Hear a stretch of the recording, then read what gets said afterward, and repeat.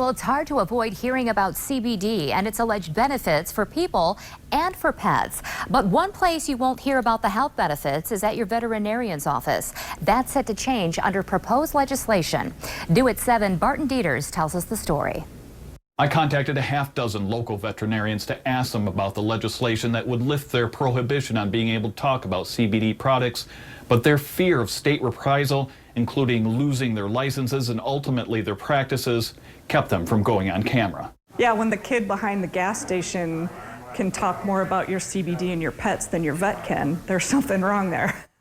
Janet Tombre has offered CBD products for people and pets for 3 years at her store, the Grassy Knoll in Easttown. In that time, she has seen the attitudes change. A lot of times people just came here as a last resort. You know, nobody could help their pet. CBD is said to help things with pets from anxiety and appetite to seizures and arthritis, with claims of spectacular results. We got her on CBD and it completely changed her life. Lucy here was a rescue dog that had social anxiety and epilepsy that led to numerous long seizures daily, for which her vet prescribed phenobarbital, which stopped the seizures but had significant side effects. Basically, it really gave her no quality of life. She slept a lot, didn't really want to do anything else. Her vet was not allowed to talk about CBD. She can go in public now and not be so overwhelmed with everything around her.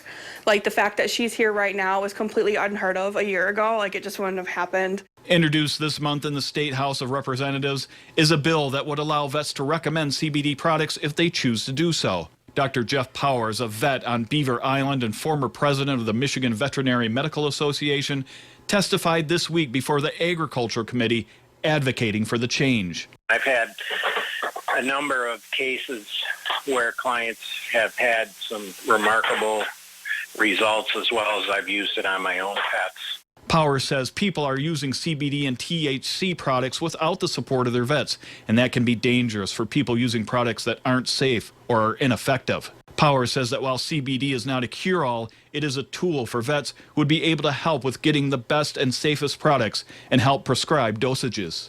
It puts the veterinarian back in the leadership role to help direct clients. We're not veterinarians. You know, we don't know how it reacts with other medicines. This bill has a long way to go before it makes it to the governor's desk, but so far there's been no outspoken opposition. Barton Dieters, News 8.